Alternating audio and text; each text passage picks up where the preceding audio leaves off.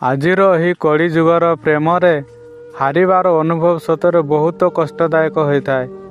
ଯେବେ ଆମେ କାହାକୁ ଏତେ ଭଲ ପାଉନା, ସେ ଆମର ହୃଦୟରୁ ଏକ ବିଶେଷ ସ୍ଥାନ ନେଇଯାଏ। ତାକୁ ହରାଇବାକୁ ଆମ ହୃଦୟରେ ଏକ ଗଭୀର ଦୁଃଖ ଆଣିଦିଏ। ପ୍ରେମରେ ହାରିବାର ଅର୍ଥ ହେଉଛି ଆମେ କାହାଠାରୁ ବହୁତ ଦୂରରେ ରହିଗଲୁ। କିଛି ସ୍ୱପ୍ନ, କିଛି ଆଶା ଏବଂ କିଛି ସାହାରା ସହିତ ସମସ୍ତ ଭଲ ପାଇବାର ସ୍ମୃତିକୁ ନେଇ ବଞ୍ଚିବା ଆମ ପାଇଁ ବହୁତ ଯନ୍ତ୍ରଣାଦାୟକ ହୋଇଥାଏ। ପ୍ରେମରେ ହାରିବା ପରେ ଆମ ମନରେ ଯେବେ ସେହି ଲୋକର ଚେହେରା ଆଉ ତା'ର କଥାବାର୍ତ୍ତା ଆମକୁ ମନେ ପଡ଼େ, ସେତେବେଳେ ଆମ ମନର ଶୂନ୍ୟତା ଆପେ ଆପେ ଭରିଯାଏ। ଆମ ଭଲ ପାଇବାର ଶୂନ୍ୟତା ସିନା କିଛି ସମୟ ପାଇଁ ଭରିଯାଏ, ହେଲେ ଆମକୁ ମିଳିଥିବା ଧୋକା କେବେ ଆମ ହୃଦୟରୁ ଦୂରକୁ ଯାଇନଥାଏ। ସେହି ଶୂନ୍ୟତା ଯେବେ ପୂର୍ଣ୍ଣତା ହୁଏ, ଆମେ କେବେ ଦୁଃଖରେ ଅଛୁ ବୋଲି ଅନୁଭବ ହୁଏ ନାହିଁ।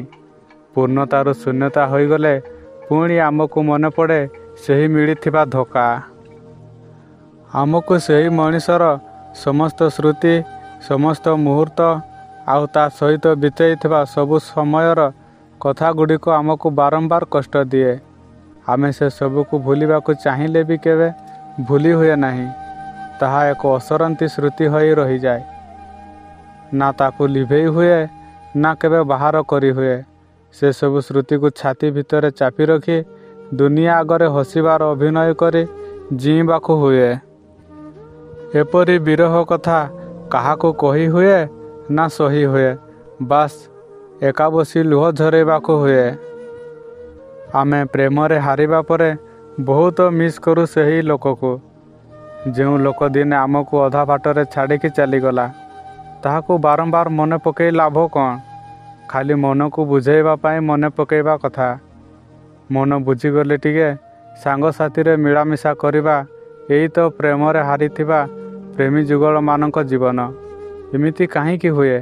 ସେ ଯଦି ଧୋକା ଦେବା ବଦଳରେ ଜୀବନକୁ ନେଇଯାଇଥାନ୍ତା, ତେବେ ଆମ ଏଇ ହାରିଥିବା ପ୍ରେମୀ ଯୁଗଳମାନଙ୍କୁ ଏପରି ଦିନ ଦେଖିବାକୁ ମିଳିନଥାନ୍ତା।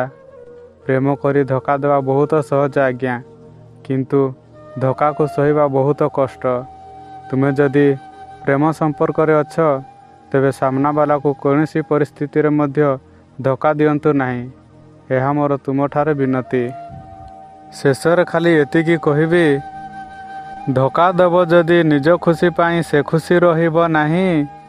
ଧୋକା ଦେବ ଯଦି ନିଜ ଖୁସି ପାଇଁ ସେ ଖୁସି ରହିବ ନାହିଁ। ସେହି ଧୋକା ଦିନେ ମିଳିବ ତୁମକୁ ପାଖରେ ନଥିବେ କେହି। ଆଜି ମୋ ସମୟ ଖରାପ ବୋଲି ଛାଡ଼ିକିନା ଚାଲିଗଲ। ଆଜି ମୋ ସମୟ ଖରାପ ବୋଲି ଛାଡ଼ିକିନା ଚାଲିଗଲ। ତୋ ପାଖରେ ଭଲ ସମୟ ଥିଲେ ବି ତୋତେ ପାଇବେନି ଭଲ।